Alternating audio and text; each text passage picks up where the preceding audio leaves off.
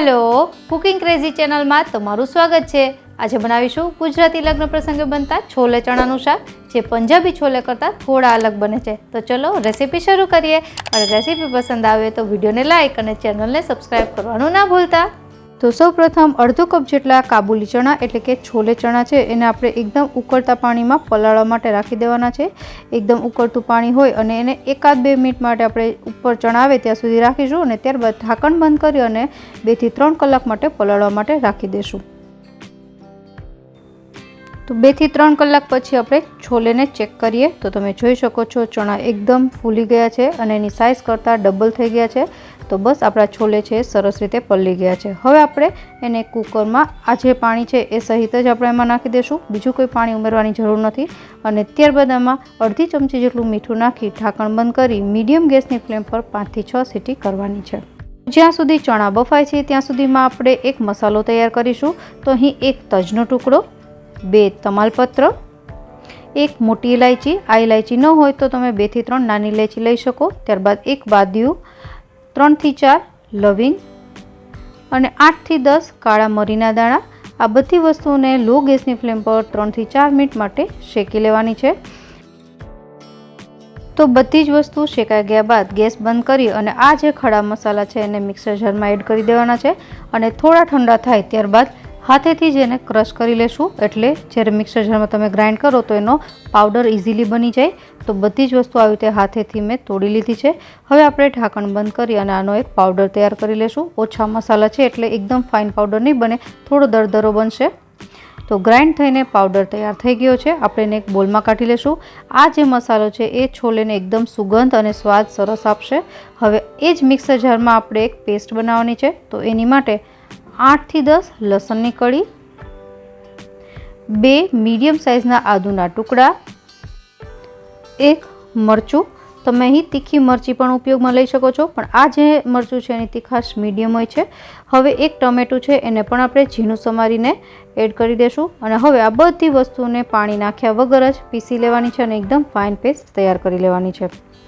तो आपणी पासे आदु, मरचा, लसण अने टमेटानी आ पेस्ट तैयार थई गई छे। तमे जो लसण न खाता हो तो स्कीप करी शको छो। हवे आपणे आने साइड में करी अने छोले जोई लईए। तो छोले बफाईने तैयार थई गया छे अने कुकर ठंडू थाय एटले चेक करीए तो छोले सरस रीते बफाईने तैयार थई गया छे। हवे आपणे आमांथी बनावीशुं लग्न प्रसंगे बनतुं छोले चणानुं शाक। तो एनी माटे 2 टेबलस्पून जेटલું तेल गरम करी लीधुं छे, जेमां 1/4 टीस्पून जेटલું जीरुं, 1/4 टीस्पून जेटली हींग, 1 सूकું लाल मरचुं अने जे सौथी पहेला आपणे मसालो तैयार कर्यो तो ए एड करी देशुं अने त्यारबाद जे आपणे टमेटा, आदु, मरचा अने लसणनी पेस्ट तैयार करी हती एने पण एड करी देशुं अने जे मिक्सर जारमां थोड़ो घणो जे पेस्ट बाकी रही गयो एनी माटे आपणे 1/4 कप जेटલું पाणी एड करीने एने आमां एड करी देवानुं छे, जेनाथी कंई पण वेस्ट न थाय। अहीं पंजाबी छोलेमां डુંગળી नखाती होय छे, जे गुजराती लग्न प्रसंगे जे छोले चणानुं शाक बने एमां नथी वपराती। तो अहीं डુંગળીનો उपयोग न करवो। हवे आपणे मसाला करीए। तो मसालामां सौ प्रथम 1/2 टीस्पून जेटलो छोले मसालो, 1 टीस्पून जेटલું धाणा जीरुं पाउडर, 1 टीस्पून जेटલું लाल कश्मीरी मरचुं, 1/4 टीस्पून जेटली हळदर, 1 टीस्पून जेटलो आमचूर पाउडर અને 1/2 ટીસ્પૂન જેટલું મીઠું। મીઠું છે આપણે અત્યારે ગ્રેવી પૂરતું જ નાખીએ છીએ। છોલે ચણામાં ઓલરેડી આપણે બાફવામાં નાખ્યું હતું એટલે એમાં વધારે મીઠાનો ઉપયોગ ન કરવો। હવે બધું મિક્સ કરી તેલ છૂટું પડે ત્યાં સુધી આ ગ્રેવીને પકાવી લેવાની છે। તો તમે જોઈ શકો છો લગભગ મીડિયમ ગેસની ફ્લેમ પર 5 થી 7 મિનિટમાં તેલ છૂટું પડવા લાગશે। તો હવે ઉમેરીશું આપણે જે છોલે બાફ્યા હતા એ। छोलेનું વધારાનું પાણી છે નિતારી અને ત્યારબાદ છોલે ચણા એડ કરવા। અને પંજાબી છોલે કરતાં જે ગુજરાતી લગ્ન પ્રસંગે બનતું છોલે ચણાનું શાક થોડું અલગ હોય છે। અહીં તમે આમચૂર પાવડરની જગ્યાએ ખજૂર આંબલીની ચટણી પણ એડ કરી શકો છો, એનો સ્વાદ પણ ખૂબ જ સરસ આવે છે। અને અહીં મેં આમચૂર પાવડર એડ કર્યો, એની સામે કોઈ પણ સ્વીટનેસ નથી નાખી। તમે ઈચ્છો તો ખાંડ કે ગોળનો ઉપયોગ કરી શકો। તો આ ટોટલી ઓપ્શનલ છે। गुजराती स्टाइल थी जे छोले चणानुं शाक बने छे एमां डુંગળી नथी नखाती होती, एटला माटे पंजाबी छोले करता थोड़ा अलग लागे छे।